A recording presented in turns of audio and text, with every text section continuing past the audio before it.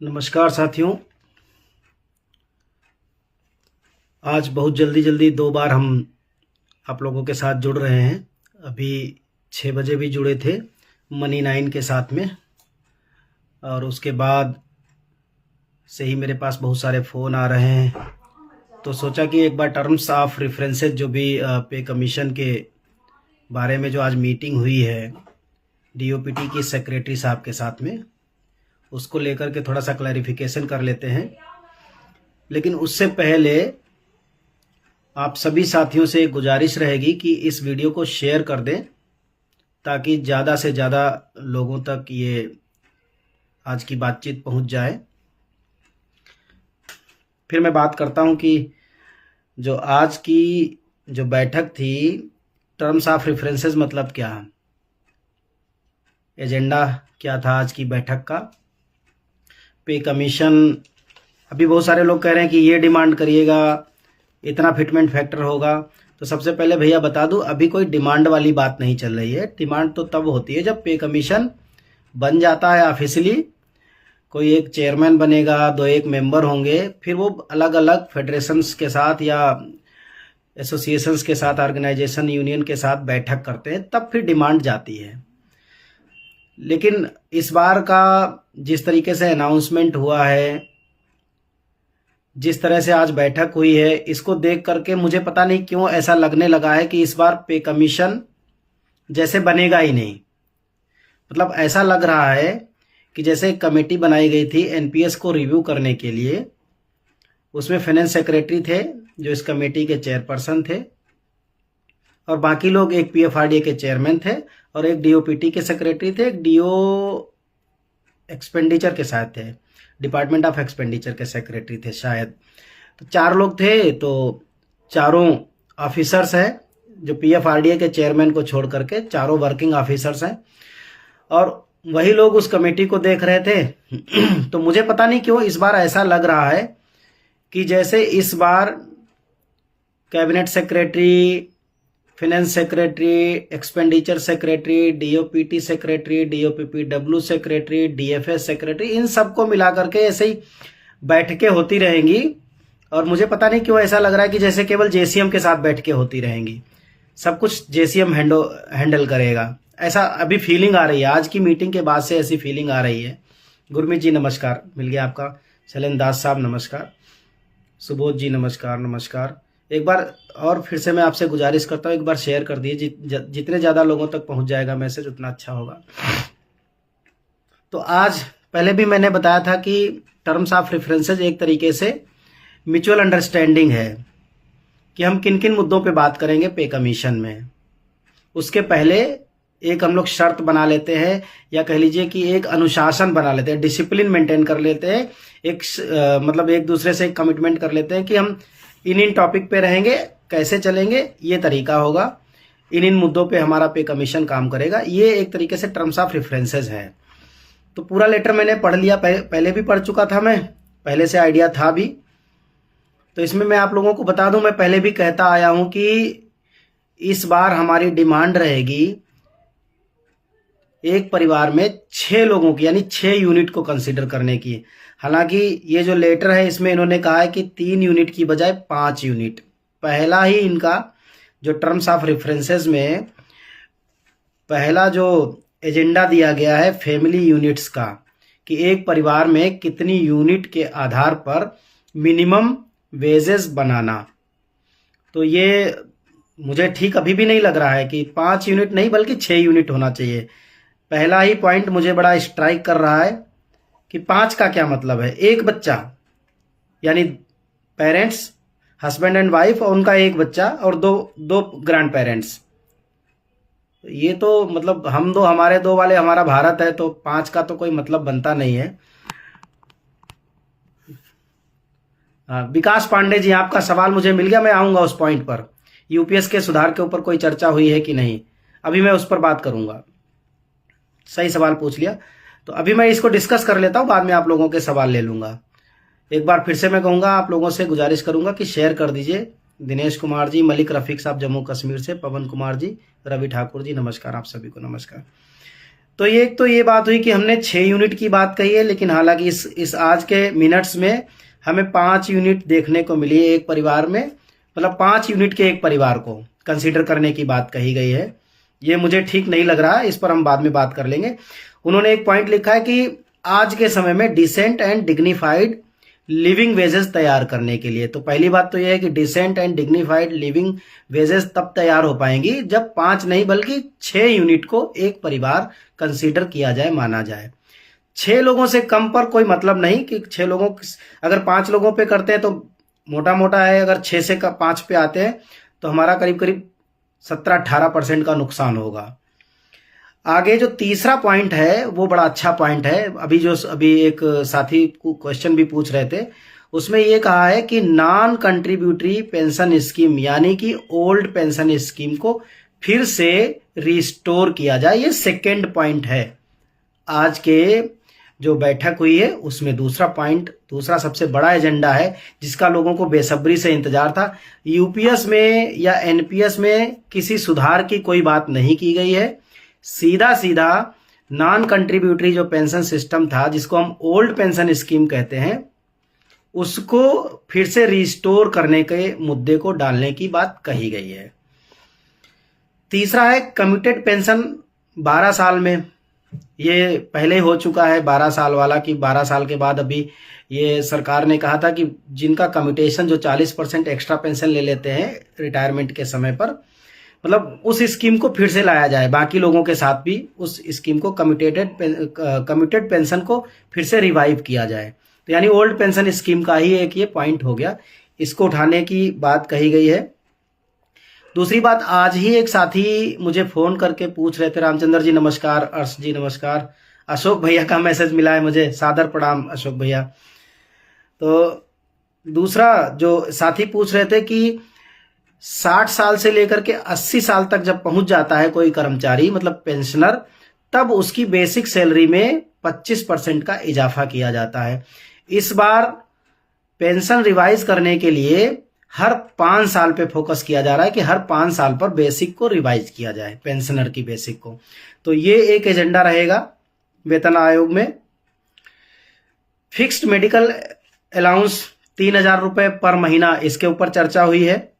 और सीजीएचएस यानी central government health scheme, जो सीजीएचएस है उसके ऊपर चर्चा होगी। सीजीएचएस कैसा हो, क्या हो, कितना पैसा कटे और किस तरह से ट्रीटमेंट, इसके बारे में हम पहले भी कह चुके हैं। ये कैशलेस होना चाहिए और इम्पैनल्ड हॉस्पिटल्स की लिस्ट बड़ी करने की जरूरत है और अच्छे अच्छे हॉस्पिटल्स को ऐड करने की जरूरत है। तो ये ठीक पॉइंट है। और ये कहा है कि 8वें पे कमीशन की फॉर्मल वर्किंग से पहले ही जितने पुराने इशूज हैं जो पेंडिंग हैं उनको पहले रिजॉल्व कर लिया जाए। उसको लेकर के रामचंद्र जी, मेरी तो नौकरी 4 साल बाकी रह गया, इसलिए जल्दी पेंशन दिलाई जाए। हाँ रामचंद्र जी, हम सब चाहते हैं कि जल्दी मिल जाए, लेकिन वही बात है ना, जल्दी करते करते भी 21 साल तो हो ही गए हैं। दूसरा, इंक्लूजन ऑफ जीडीएस यानी ग्रामीण डाक सेवक एंड इलेक्शन कमीशन एम्प्लॉइज। तो ये भी उनका इंक्लूजन करने, क्योंकि डाक सेवक हैं जो जीडीएस वाले हैं, वो पहले क्या है कि गांव गिराव में मतलब जो है एक तरीके से उनकी जो नियुक्तियां होती थी वो डेली वेजेस या कॉन्ट्रैक्ट बेस पे होती थी, और जब उनको परमानेंट किया गया तो पता लगे 45, 50, 52 साल के हो गए और 10-12 साल में रिटायर हो गए। तो ऐसी स्थिति में उनको पेंशन वेंशन ठीक से नहीं मिल पा रही है, तो उनके लिए भी इंक्लूजन करने की बात कही गई है। और 9वां पॉइंट है मर्जर ऑफ नॉन वायबल पे स्केल्स, जिसकी हम लोग लगातार पीछे कुछ महीनों से बात कर रहे हैं कि कुछ पे लेवल को खास करके लेवल 1 से लेकर के लेवल 6 तक मर्ज करने की जरूरत है ताकि पे स्ट्रक्चर ठीक हो जाए। अभी जो पे लेवल 1, 2 वाले हैं उनकी सैलरी बहुत कम रहती है, इसलिए इनको मिलाकर के 1, 3, 4 को मिला के 1 और 5, 6 को मिलाकर के 1, मतलब 6 पे लेवल की जगह 2 या 3 पे लेवल रह जाए तो ज़्यादा बेहतर होगा, इसकी बात करी गई है। ये मेन एजेंडा रहेगा, इस पर काम होगा। फिर है चिल्ड्रन एजुकेशन अलाउंस और हॉस्टल सब्सिडी। ये अभी डिमांड की गई है कि पोस्ट ग्रेजुएट तक देने के साथ साथ अगर किसी का बच्चा प्रोफेशनल कोर्सेज करता है, मतलब इंजीनियरिंग है, मेडिकल है, या और भी जो प्रोफेशनल कोर्सेज हैं, अगर उनमें एडमिशन ले रखा है तो उसमें भी इसको कंसिडर किया जाए। दूसरी बात है, पॉइंट नंबर 11 है, रेलवेज एम्प्लॉयज का रिस्क अलाउंस कमेटी पहले बनी थी, पार्लियामेंट्री कमेटी बनी थी, उसने कुछ रिकमेंडेशन भी किया था। पता नहीं शायद वो रिकमेंडेशन अभी तक इम्पैनल्ड नहीं हो पाए हैं, उनको शायद कंसीडर नहीं किया गया है। तो रिस्क अलाउंस इसमें इस बार इस पर भी फोकस रहेगा पे कमीशन में। पेंडिंग कैडर रिव्यू प्रपोजल्स हैं, और इंटीग्रेट रेशियो है, रिवीजन ऑफ आर्टिसन स्टाफ है, तो इस खास करके डिफेंस के। और हाँ, पे कमीशन लागू होने से पहले जो हमारा 50% डीए है उसको बेसिक में मर्ज करने की बात कही गई है, इस पर फोकस है। ये पॉइंट नंबर हमारा 14 होगा। फिर पॉइंट नंबर 15 है, grant of interim relief DA की। जो डीए की रिलीफ है, मतलब जो 50% जो डीए है, इसको मर्ज कर दिया जाए पहले ही, ताकि लोगों को अभी पे स्ट्रक्चर ठीक हो जाए और उसके बाद फिटमेंट फैक्टर आए, जो भी आना है, जैसे भी बनना है। एक और पॉइंट है इसमें, exemption of running allowance from income tax. Running allowance railway वालों को मिलता है, तो जितना भी उनको रनिंग अलाउंस मिलता है, पे कमीशन में इस बात की डिमांड रहेगी कि उसको इनकम टैक्स के दायरे से बाहर रखा जाए। अब मैं इसकी पूरी समीक्षा पे आता हूं। इस पूरे लेटर में बेसिकली 3 ही मिनिस्ट्रीज दिख रही हैं या डिपार्टमेंट दिख रहे हैं। पहला रेलवे, दूसरा डिफेंस और तीसरा पोस्टल। ये एक बड़ी मतलब दुर्भाग्य की बात है कि इसमें सेंट्रल ऑटोनोमस बॉडीज का कहीं कोई अभी फिलहाल जिक्र नहीं है। ये सबसे बड़े दुर्भाग्य की बात है। और सेंट्रल ऑटोनोमस बॉडीज मतलब एक बहुत बड़ा ग्रुप है। पोस्टल, रेलवे, ऑर्डिनेंस या डिफेंस कह लीजिए, इनके बाद सेंट्रल ऑटोनोमस बॉडी एजुकेशन यानी मिनिस्ट्री ऑफ एजुकेशन में है, हेल्थ में है, जल शक्ति में है, ऊर्जा मंत्रालय में है, मतलब तमाम मंत्रालयों में सेंट्रल ऑटोनोमस सीएसआईआर के हैं, यूजीसी के, मतलब बहुत बड़ा डिपार्टमेंट है। लेकिन उनके बारे में, क्योंकि पे कमीशन जब भी आता है, स्वास्थ्य विभाग बहुत बड़ा डिपार्टमेंट है, अभी उसके बारे में ये मतलब हम लोगों के लिए एक चिंताजनक बात है, क्योंकि जेसीएम में बेसिकली 12 मेंबर हैं जो स्टैंडिंग कमेटी के मेंबर कहलाते हैं। उन 12 में से 7 केवल रेलवे के हैं, 2 या 3 डिफेंस के हैं, एक पोस्टल के हैं, एक शायद इनकम टैक्स के हैं, एक शायद सीपीडब्ल्यूडी के हैं, सेंट्रल पब्लिक वर्क्स डिपार्टमेंट। बाकी लोगों का तो खैर रिप्रेजेंटेशन ही नहीं है इसमें। हमारे लिए तो सबसे बड़ी समस्या ये है कि कायदे से जेसीएम को ही रिस्ट्रक्चर करने की जरूरत है। पहला काम तो यही होना चाहिए कि ज्वाइंट कंसल्टेटिव मशीनरी का जो स्टाफ साइड है उसी को रिस्ट्रक्चर किया जाए, क्योंकि जब ये 1968 में बना था, मुझे नहीं लगता कि तब से इसको रिस्ट्रक्चर किया गया होगा। तब जो डिपार्टमेंट होते थे, आज की डेट में तमाम वो डिपार्टमेंट के नाम बदल गए, कुछ डिपार्टमेंट खत्म हो गए, है ही नहीं वो डिपार्टमेंट, तमाम मिनिस्ट्री बदल गई। लेकिन इसमें जो रिप्रेजेंटेशन है वो अभी ना तो तर्कसंगत है ना ही जस्टिफाइड है। तो मुझे लगता है कि सबसे पहले इसको ही रिस्ट्रक्चर करने की जरूरत है, ये पहले रिस्ट्रक्चर हो। दूसरी सबसे बड़ी बात, यूनियन टेरिटरीज जो वस्तुतः केंद्र शासित राज्य है, हमारे यहाँ 8 केंद्र शासित राज्य हैं, इस समय केंद्र शासित प्रदेश हैं, और वो सभी, अमित ठाकुर पूछ रहे हैं, जब सुनोगे नहीं सर, आप वर्तमान में यूपीएस में संशोधन के लिए मांग कर रहे हैं या ओपीएस बहाल करने की, सुनोगे नहीं तो कैसे पता चलेगा? देर से आए हो, क्वेश्चन पहले दाग देते हो भैया। सुन लो, पॉइंट नंबर 3 है, ओल्ड पेंशन स्कीम को फिर से रिस्टोर किया जाए। ये पॉइंट नंबर 3 एजेंडा है, सबसे बड़ा एजेंडा है इसका। अब मत पूछिएगा प्लीज, या तो क्वेश्चन पहले से सारे क्वेश्चन देख लीजिए। खैर, हम आते हैं अगले पॉइंट पर। हमारा कहने का मतलब है कि जब तक जेसीएम में सही से रिप्रेजेंटेशन नहीं होगा डिपार्टमेंट्स का, तमाम डिपार्टमेंट्स की जो मतलब जो ज़रूरतें हैं वो उपेक्षित रहेंगी। हाँ, अच्छा, अनिल कुमार जी कह रहे हैं कि कोई तो ऑटोनोमस बॉडी की बात किया, नहीं किया ना। मैं तो ये कह रहा हूं अनिल कुमार सिंह जी कि ऑटोनोमस बॉडीज की बात ही नहीं की गई। मैं इस मुद्दे को लगातार उठा रहा हूं पिछले कई साल से। हम तो पूरे जेसीएम को रिस्ट्रक्चर कराना चाहते हैं, पूरे जेसीएम को रिस्ट्रक्चर, क्योंकि जब जेसीएम बनाया गया उस समय जो डिपार्टमेंट थे, आज तमाम डिपार्टमेंट ही नहीं बचे। कुछ के तो नाम बदल गए, कुछ तो मिनिस्ट्री खत्म हो गई, वो उनके नाम ही अलग अलग हो गए। तो इन सबके रिप्रेजेंटेटिव है ही नहीं उसमें। 12 लोग हैं, आज देश की आबादी 140 करोड़ है, 1 करोड़ से ज्यादा एम्प्लॉई है, तमाम पेंशनर हैं। तो मेरी तो समझ में नहीं आता है कि इस पूरे चार्टर में या पूरे मिनट्स में सिर्फ 3 डिपार्टमेंट दिख रहे हैं, रेलवे, डिफेंस और पोस्टल।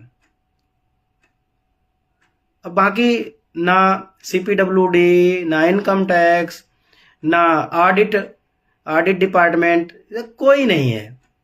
ना एजुकेशन है, ना टेक्निकल कैडर है, ना फार्मासिस्ट है, कुछ भी नहीं है।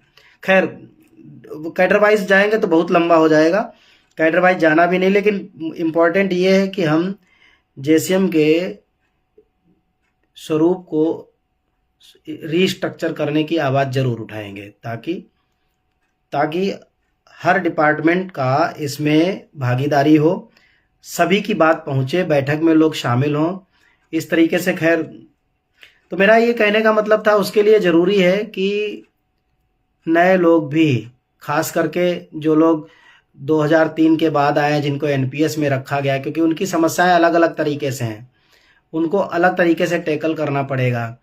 वो ज़रूरी है कि अब वो तभी पॉसिबल हो पाएगा जब ये रीस्ट्रक्चर हो, हम लोग जैसे लोग पहुँचे वहाँ तक।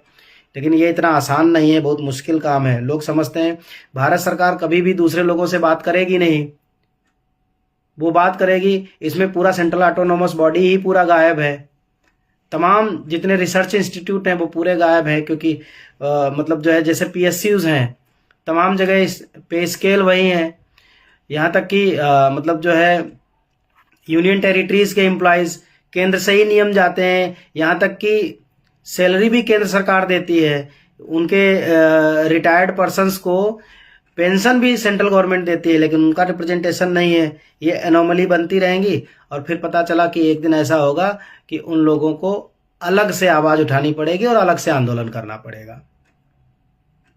हाँ, अनिल जी कह रहे हैं फार्मासिस्ट, हाँ मैं जानता हूँ, फार्मासिस्ट वहाँ भी हैं, डॉक्टर्स भी हैं वहाँ पर, नर्सेज भी हैं, अस्पताल भी हैं, रेलवे एक बहुत बड़ा, रेलवे अपने आप में एक पूरी दुनिया। लेकिन मेरा कहने का मतलब ये है कि इन डिपार्टमेंट्स की भागीदारी होनी चाहिए। जब तक ये भागीदारी नहीं है, खैर आज का हमारा जो आज लाइव आने का जो एजेंडा था वो यही था कि जो 15 पॉइंट हैं, जो आज की पे कमीशन की जो TOR है, टर्म्स ऑफ रेफरेंसेस की जो मीटिंग है, उसमें कौन कौन से 15 पॉइंट थे उनको डिस्कस करना था, क्योंकि लोग बार बार पूछ रहे थे।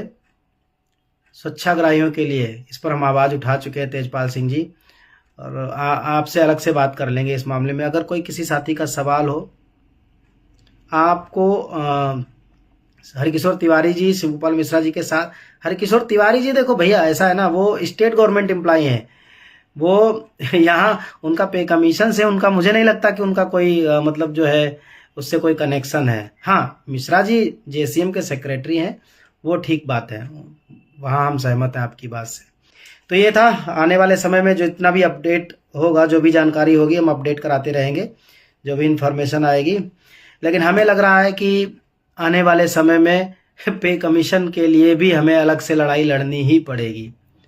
श्री कुमार जी हैं, पर क्या ही कहें, पंकज कुमार जी, हाँ वो आप ही कह सकते हो, क्योंकि आपके डिपार्टमेंट का मामला है। ओपीएस रिस्टोर हो जाए, होए ना होए, क्या बताए, समझ में नहीं आ रहा क्या लिखा है।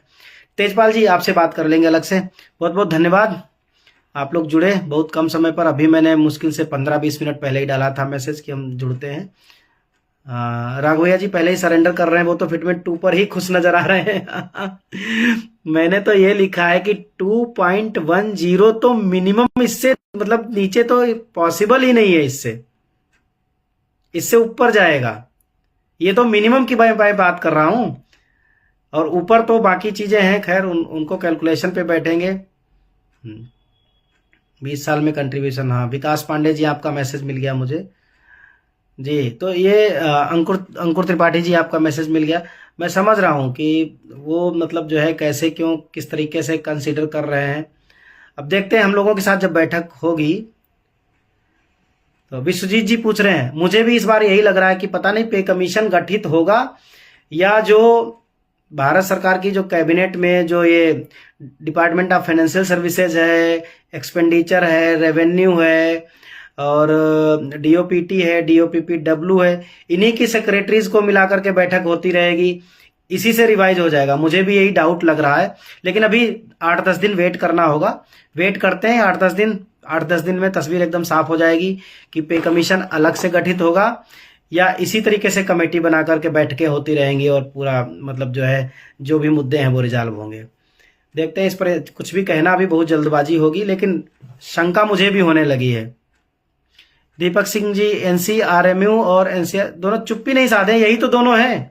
एक एआईआरएफ से जुड़ा है, एक एनएफआईआर से जुड़ा है, यही तो लोग वहां बात कर रहे हैं, वो क्यों चुप्पी साधेंगे।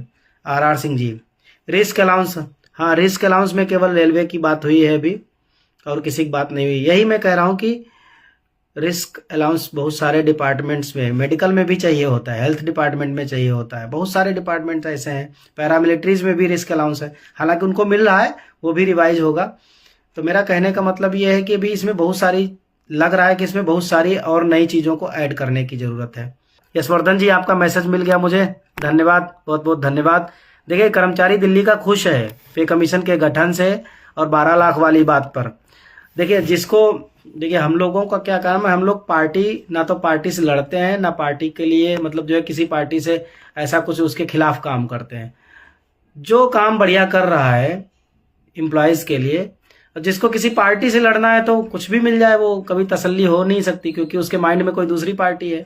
हम लोगों का काम पार्टी से नहीं है, हम तो सरकार से लड़ते, सरकार से मांगते।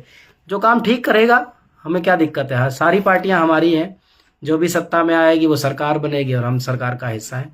बहुत बहुत धन्यवाद। जय हिंद, जय भारत।